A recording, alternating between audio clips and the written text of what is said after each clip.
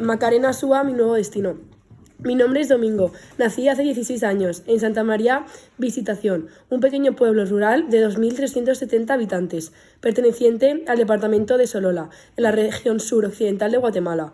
Mi infancia transcurrió como la de muchos niños de la región, una infancia feliz, sin lujos ni dinero, pero rodeado de un precioso paisaje, circundado por 11 ríos, el precioso lago Atitlán, los 3 grandes volcanes, Atitlán, Tolimán y San Pedro. En Santa María el tiempo pasaba jugando con los amigos, asistiendo a la escuela y disfrutando de lo que más me gustaba, leer sobre aviones y verlos volar mientras imaginaba qué lugar del mundo visitar cuando fuera mayor.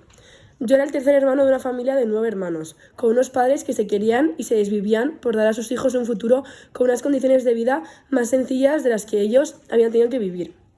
Hasta que cumplí 12 años, ignoré por completo las dificultades que mi familia tenía que afrontar en su día a día, para darnos de comer, vestirnos y permitirnos ir a la escuela. Pero a partir de esa edad, todo cambió de repente.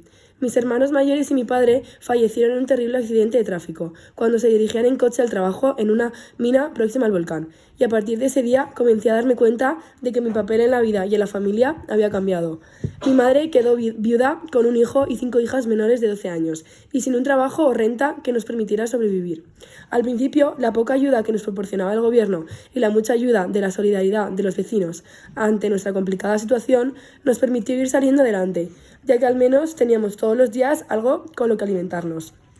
Con el paso del tiempo, las ayudas del gobierno se fueron acabando y la solidaridad de los vecinos se fue apagando, pues sus condiciones económicas no les permitían seguir ayudándonos. Como hermano mayor, con 13 años, me vi obligado a dejar la escuela y a pasar de vida de niño a la vida de adulto en un instante.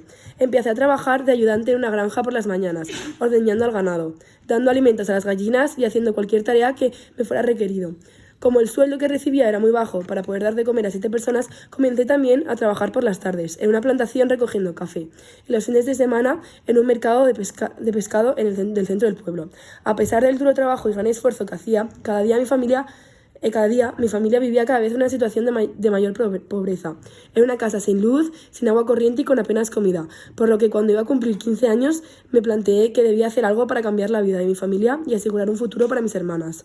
A partir de ese momento, y tras pensar distintas posibilidades, decidí que debía emigrar a un país donde tuvieran oportunidades de ganar dinero y ahorrar, para poder mantener a mi familia.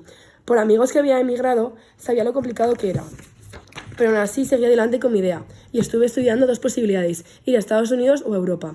La idea de ir a Estados Unidos parecía inicialmente más sencilla, ya que podría recorrer los más de 3.200 kilómetros que separan Guatemala de Estados Unidos atravesando México y alternando distancias pie con trayectos en autostop, si algún coche me recogía. Sin embargo, las estrictas políticas migratorias de Estados Unidos, los peligros de la ruta por las mafias, los estrictos controles en todo el muro que separa México y Estados Unidos y el no saber inglés, que me haría muy difícil encontrar trabajo, me hizo descartar esta opción y pensar en la segunda. La segunda opción era emigrar a Europa, y más concreto a España, donde el idioma y mis orígenes españoles me harían más sencilla la integración y regularización de mi situación en el país. Sin embargo, el coste del viaje era todo un reto, ya que obligaba a hacerlo en barco o en avión, y disponía de pocos recursos con los que emprender mi viaje.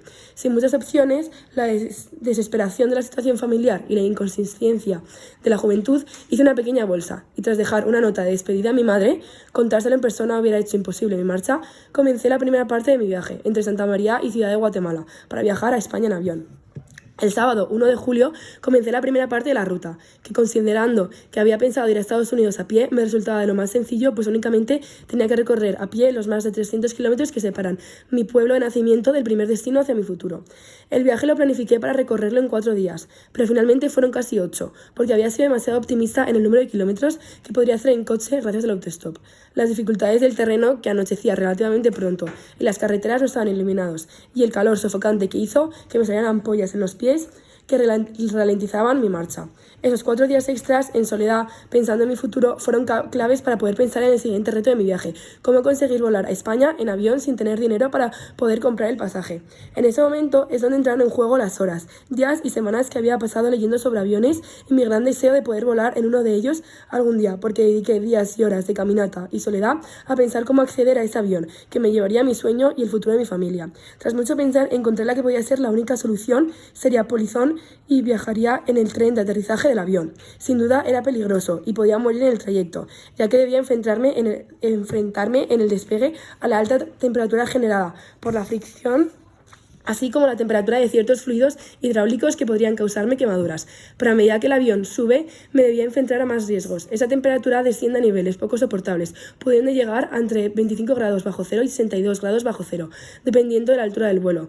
También debía enfrentarme a los efectos de la disminución del oxígeno o hipoxia, llegando a los niveles de oxígeno a unos límites inferiores a los que requiere el cerebro humano para mantenerse consciente y con alerta. Con una solución arriesgada en mente, llegué a Ciudad de Guatemala con un objetivo claro: encontrar el avión de Iberia y subirme en el tren de aterrizaje que me llevaría a Madrid.